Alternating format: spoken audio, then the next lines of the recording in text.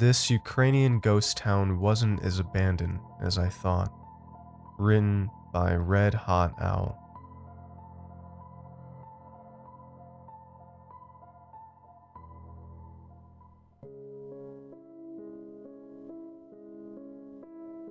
It was around noon when the rust-coated sign that marked the town's entrance came into my view.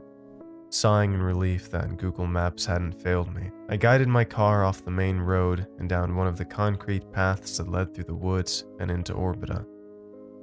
For those of you who haven't heard of it before, Orbita is a ghost town that was designed in the image of Pripyat, the satellite city at the Chernobyl power plant. Much like its inspiration, it too would have served as the closest satellite settlement for a planned nuclear power station, but the project was cancelled in the wake of the 1986 tragedy. Currently, there are only about 100 people living there, barring the occasional squatter that remains unaccounted for and, well, something altogether different, apparently. As the dense forestry began to recede, I was greeted by a set of presumably abandoned high-rises, their uniform, brutalist aesthetic standing in defiance against the unkempt vegetation surrounding them, a jarring contrast between nature and industry. After graduating university, I started getting into urban exploration, which conveniently coincided with my passion for photography. At first I was joined by a small group of friends, but they clearly saw it as more of a one-off adventure and weren't willing to travel beyond the few vacated sites that were close to where we live. Despite being strongly cautioned against it, I began setting out on my own, scouring the Ukrainian countryside for places that embodied that post-societal vibe that I was so determined to capture. I had already built a sizable portfolio by the time someone on a forum I was frequenting tipped me off about this place called Orbita. Given that my goal at the time was to eventually visit the iconic exclusion zone around Chernobyl, it seemed like a decent starting point. No bypassing security outposts or hopping over fences required. Excited, perhaps unreasonably so, I parked my Volkswagen next to what looked to have once been a corner store, retrieved my backpack from the passenger seat, and stepped outside. The air smelled humid from the recent downpour, which had thankfully dissipated to a light drizzle, nothing my hoodie couldn't protect me from. Something crunched beneath my boots, causing me to wince and look down. A layer of shattered glass covered the street, glinting against the wet asphalt and sprinkled around other fallen rubble. As far as I knew, and also judging by the comparatively decent condition of the nearby playground, there were a handful of families still occupying some of the houses and 5-story flats, which reminded me of old-school dormitories. I had no intention of trespassing on other people's property, so I kept my attention solely on the conjoined 9-story apartment buildings that made up the majority of the ghost town, and were clearly abandoned a long time ago. Flashlight in hand, I felt immediately in my element from the moment I walked through the dilapidated entrance hall. The ground floor was in about as good of a condition as you'd expect. I had to wade my way through literal heaps of trash in order to get to the stairs. Some of it looked recent and included items such as condom wrappers, beer cans, and discarded needles. I wasn't about to pick through any of that. The eroding walls were covered in crude graffiti, all of the classics from "So-and-so likes to suck giant cock" to "Abandon hope all ye who enter here." And, of course, a few tastefully scribbled swastikas for good measure. Places like these usually reek of human waste, so I was glad that there wasn't much of that at least, with the exception of a few suspiciously tinged corners. Fresh signs of vandalism and squatting persisted as I skipped past the first couple of floors. The corridors were narrow and had doorways spread evenly on each side, leading into decent-sized apartments comprised of 2 main rooms. Often the walls dividing them had either crumbled or hadn't been raised in the first place. In the interest of preserving daylight, I limited my exploration only to the sections that looked somewhat lived in. I won't lie. After a few hours, my enthusiasm had definitely fizzled out. It wasn't like I went in expecting to uncover some mind-blowing piece of Soviet history, but I couldn't even find anything worthy of a memento. Each floor was near identical to the last and had been thoroughly cleared out, leaving only mounts of construction debris behind. I was surprised that some of the exposed rebar hadn't been ripped off the walls too. I only had time to explore a single complex, of course, but I somehow doubted that the neighboring ones had much more to offer. Eventually, I made my way onto the central roof, where I spent another hour or so indulging in some amateur photography, for which the gloom of dusk provided a suitable backdrop.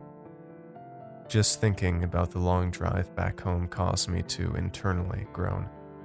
Had I not spent the last year of my life poking around in similarly abandoned places that had a lot more going on inside of them, perhaps the trip would have felt a lot more worthwhile.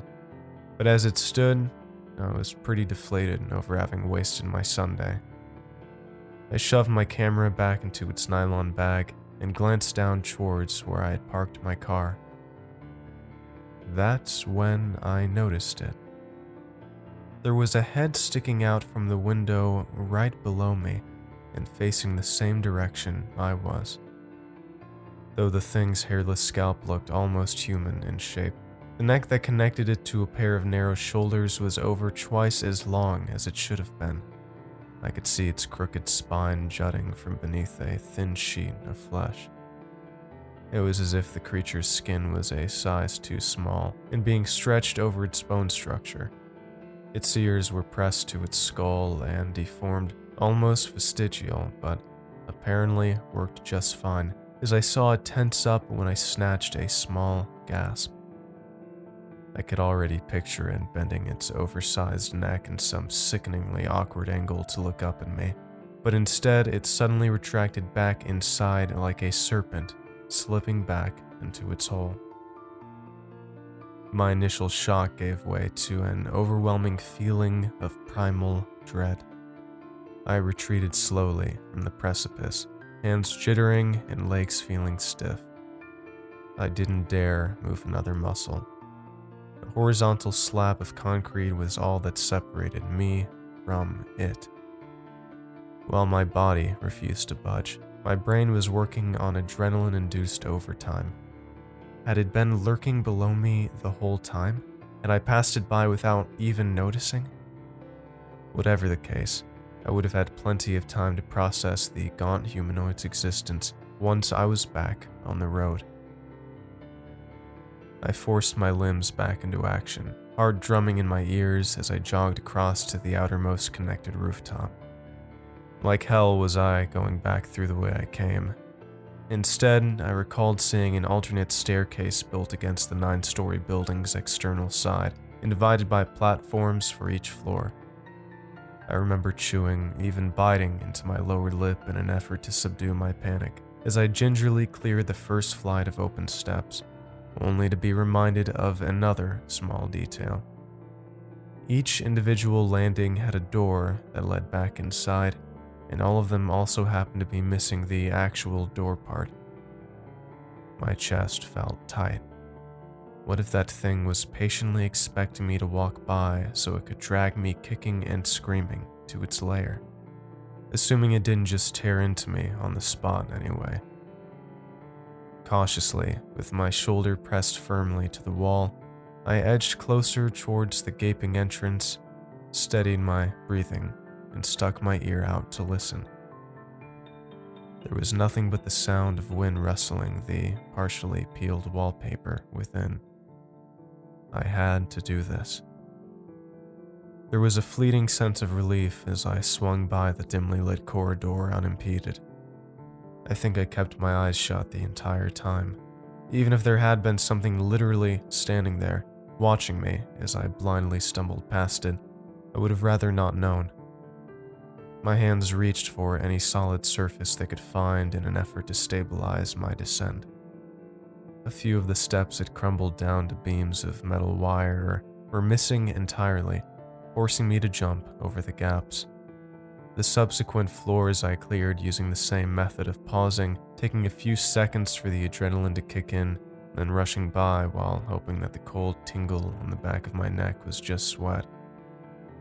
I was over halfway to the bottom, and though I was still scared out of my mind, the feeling of progress provided some much-needed encouragement. I was so close and had nearly convinced myself that the danger was never real to begin with. Unfortunately, Orbita wasn't quite done with me yet. A sudden force, no doubt originating from the yawning darkness behind me, shoved me towards the edge of the second floor landing. It was like the proverbial rug had been pulled out from under me, only there was nothing but a free fall waiting beneath it. I never even saw the ground coming. I only felt it. Felt as my feet absorbed the impact first, and then quickly buckled when the rest of me came crashing down. There was a cracking pop in my ankle, followed by a surge of pain that traveled up my right leg. I would have screamed had there been any air left in my lungs.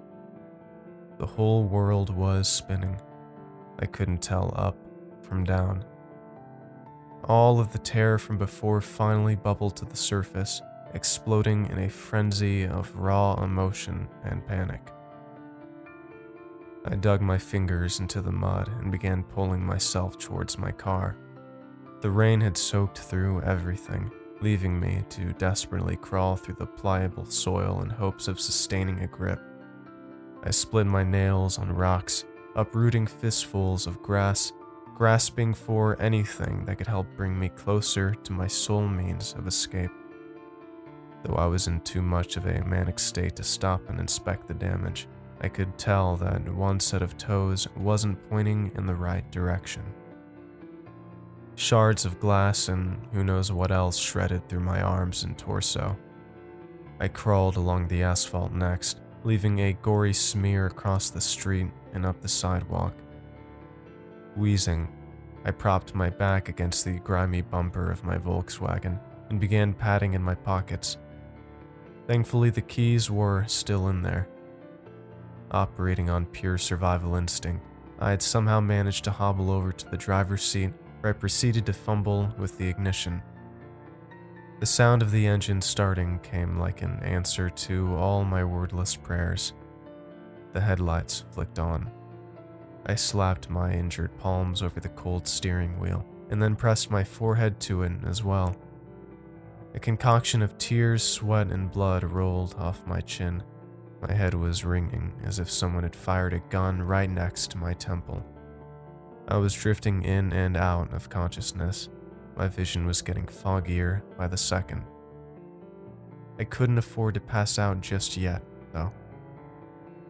Looking up, I half expected to be met with the figure of my assailant standing in the headlights, but the path ahead remained mercifully unobstructed, at least as far as I could tell. The sun had long since dipped behind the impenetrable tree wall that surrounded the town. Darkness descended upon me like a suffocating mist. Mind-numbing pain radiated throughout opposite ends of my body, making it near impossible to think rationally. There were pieces of glass protruding from my forearms which the incessant blinking of the dashboard made sure to highlight, along with a strip of flesh hanging from one of my thumbs. The sight alone left me feeling lightheaded. I didn't need a doctor to tell me that I was losing a lot of blood.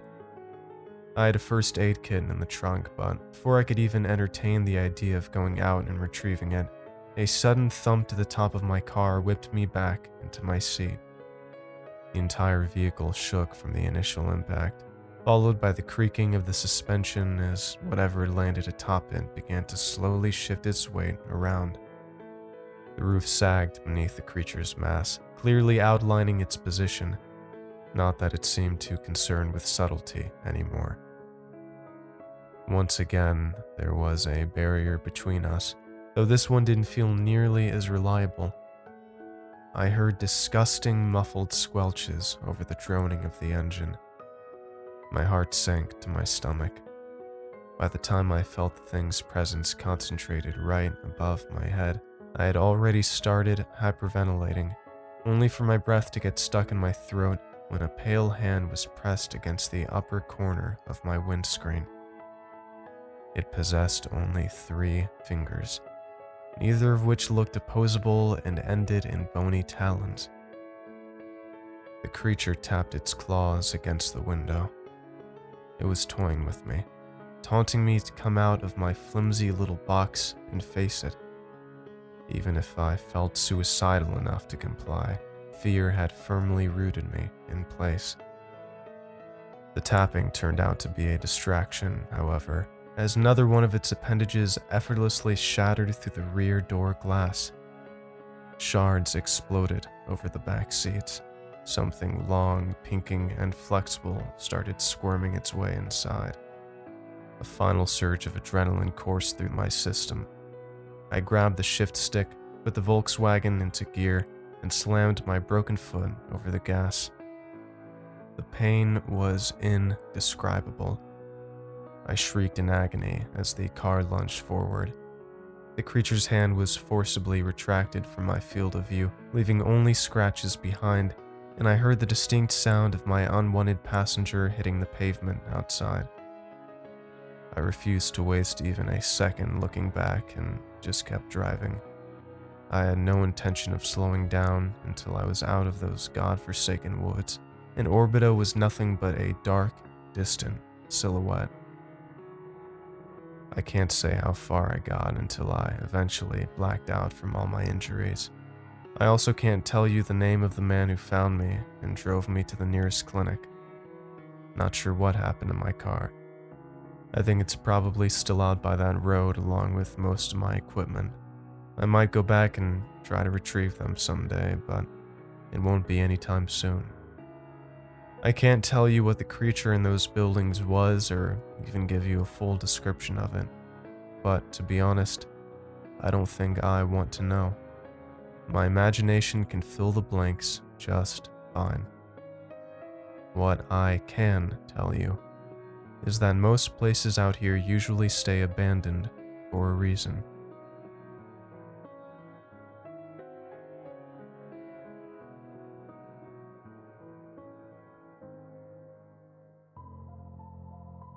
The Lights at My House, written by Antisocial Introvert.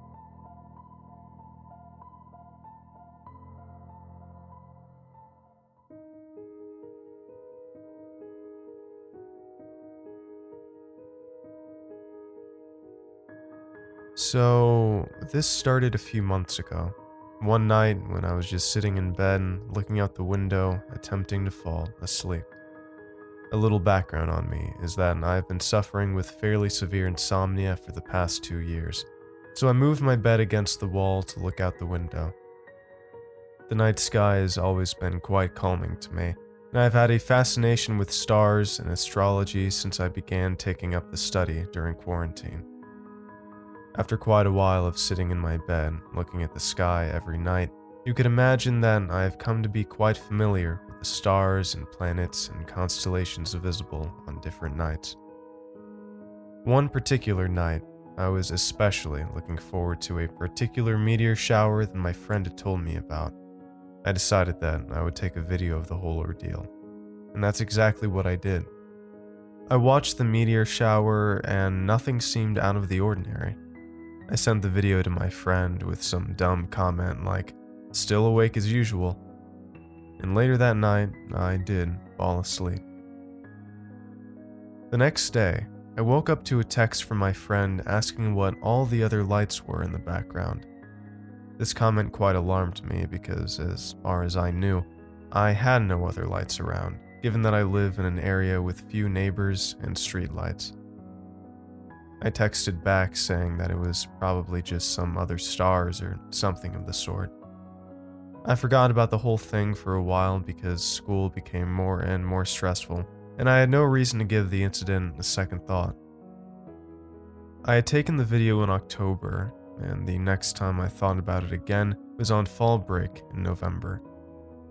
I was once again lying in my bed looking at the sky, and I saw the usual stars and such, but then I noticed something a bit out of place. all around the sky were these blinking lights that I had never noticed before, and my mind immediately went back to the video that I took in October. I quickly hurried to my phone and texted my friend about the lights. She told me to send a picture for confirmation, and as you could assume, they were the same lights from the video. I thought that they were quite odd, but I ended up just watching some Netflix and going to sleep. Again, not really thinking about the situation.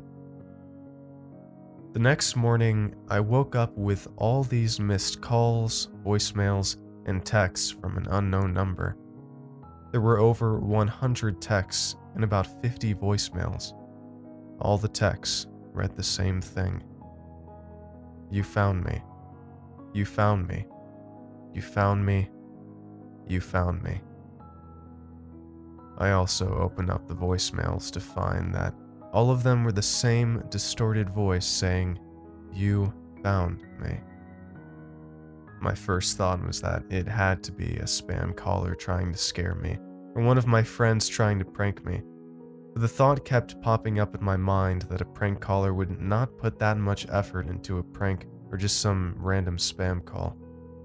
The whole situation began to give me this unsettling feeling that something just wasn't quite right.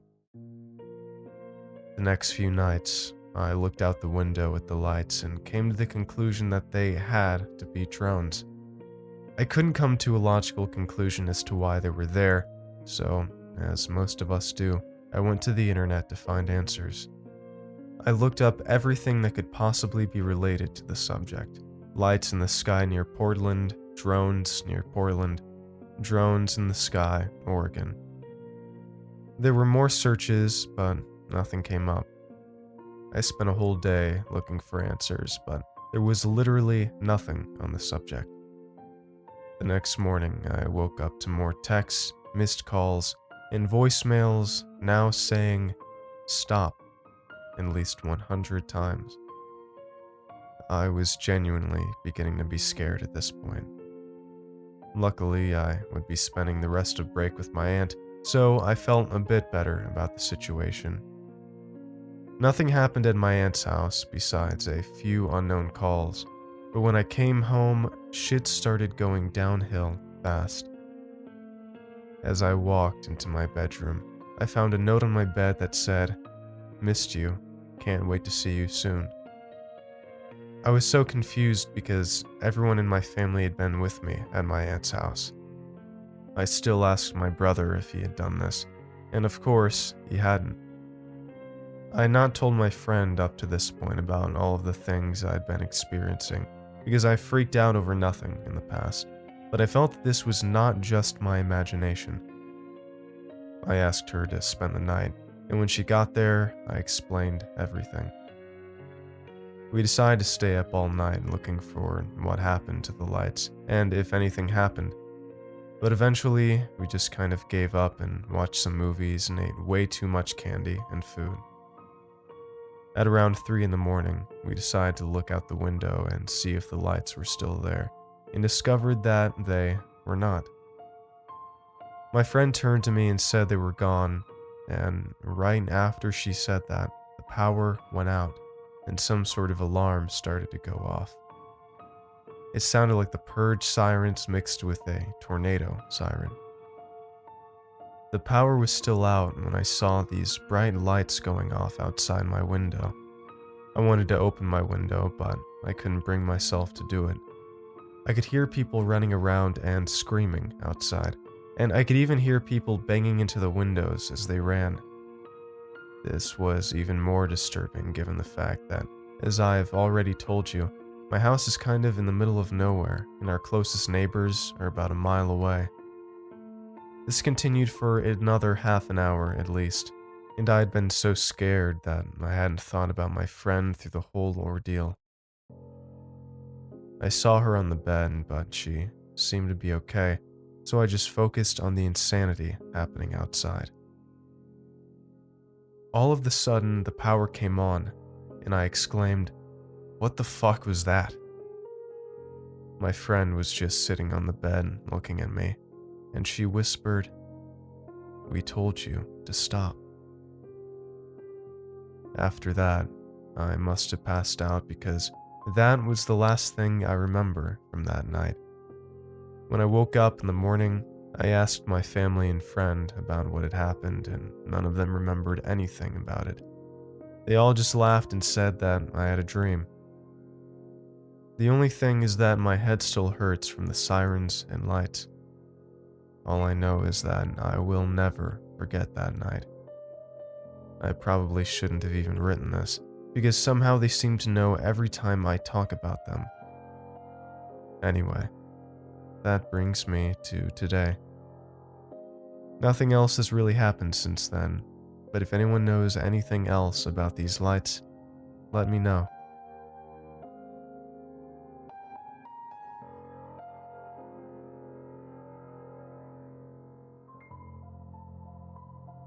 I'm a night guard at a dead mall. Something is trying to get inside. Written by HexPLAYS.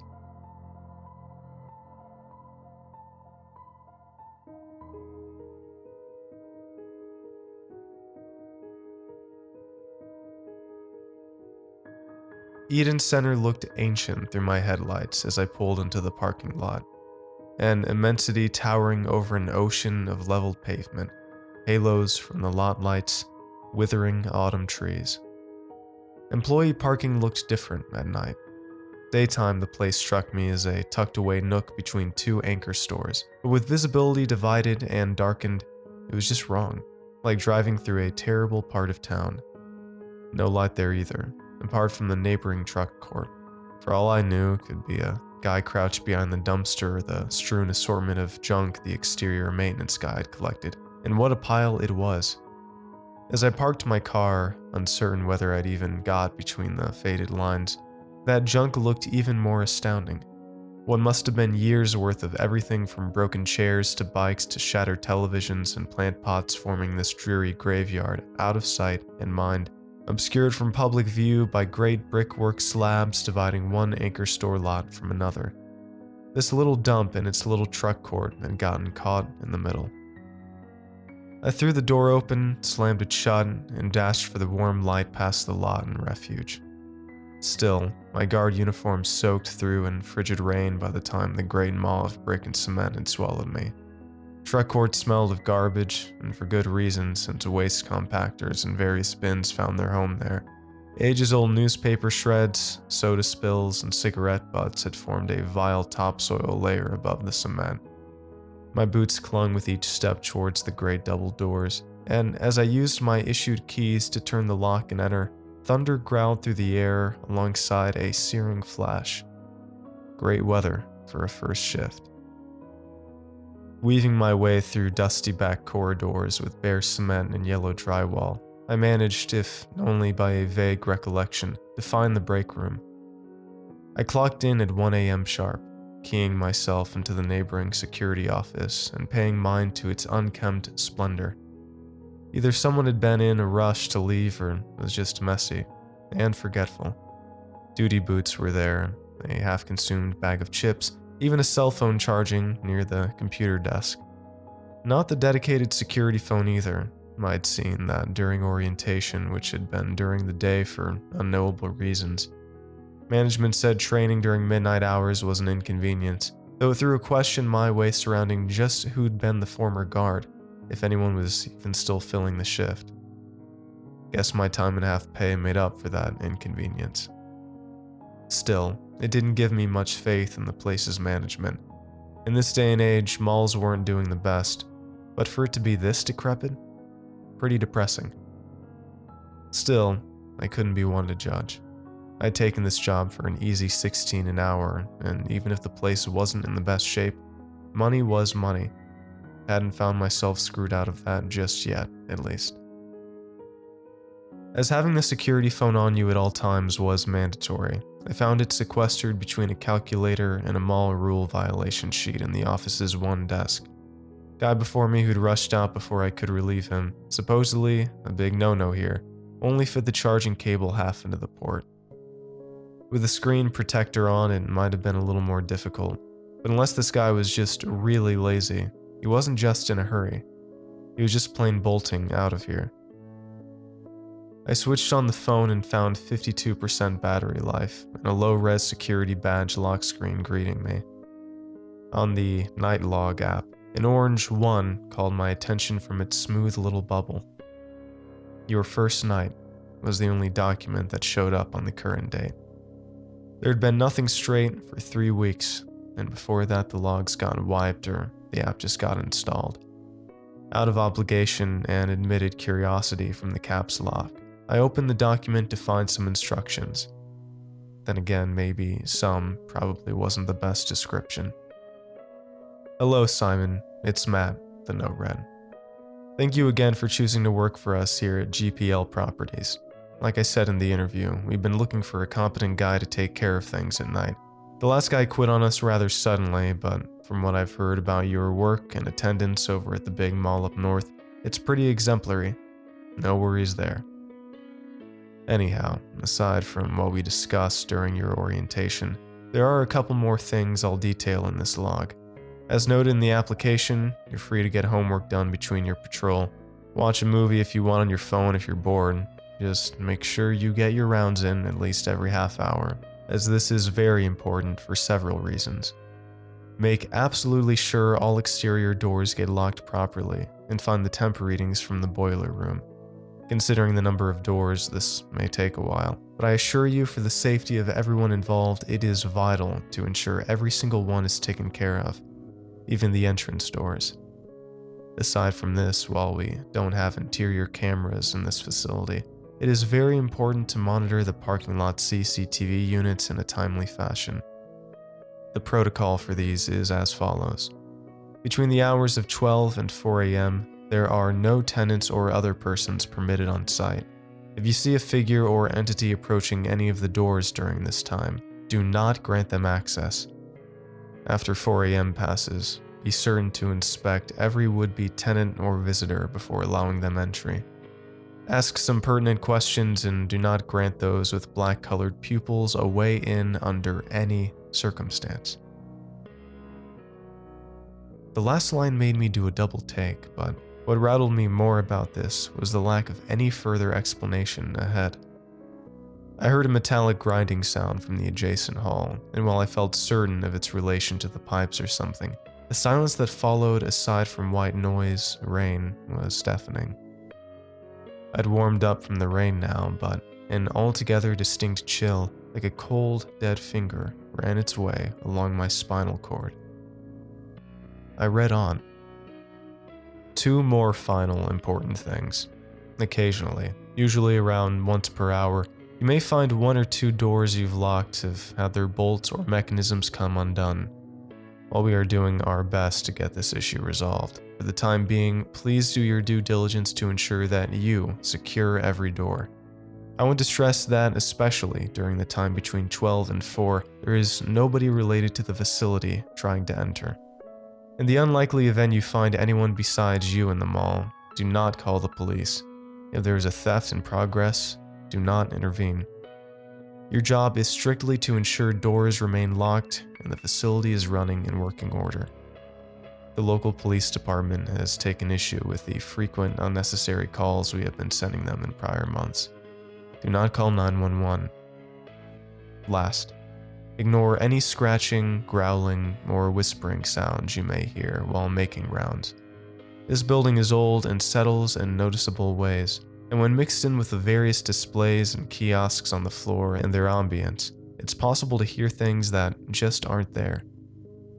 As this has been an ongoing and commonly discussed issue, if you feel as though you are in immediate danger from these sounds, please return to the security office, lock the door, and remain inside for no more than 15 minutes to collect yourself.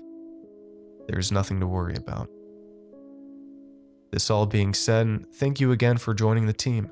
If you have questions, please call or text me or Ted during mall hours. We will not be available at night. Have a wonderful, quiet evening and a happy Halloween. Matt Lowry, Security Director. Something told me I didn't understand the full extent of what I'd signed up to do. While it was close to Halloween and all, playing tricks on a new employee as this bizarre guide did was far from professional. Even though the outfit even, looked far from professional as well. Matt, this Iraq veteran with tattoos and a beard, didn't give me any impression of being a prankster. I caught something in my peripheral vision as I stood there contemplating. A dark, wrong thing my eyes knew was poison. I didn't want to look, but I had to. Raw instinct forced my action.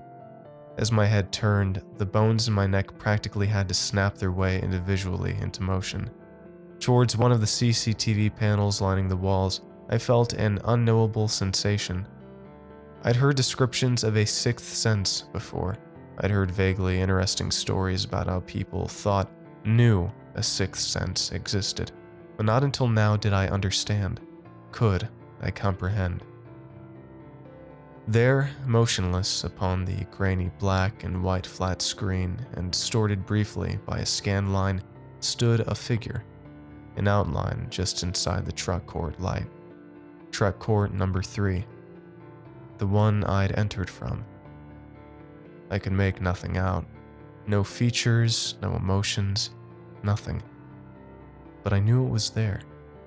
I knew it was watching me.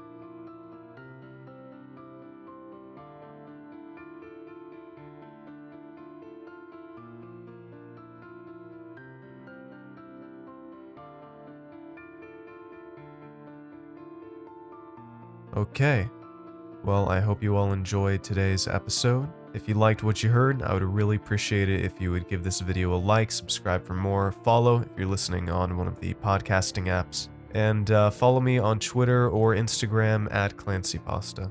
If you'd like to support this channel, you can always check out the Patreon link in the description. You can get ad-free narrations for as little as $1 a month, and the merch store is always open as well. Alright, again, thank you all for listening. I hope you have a great night. And cheers.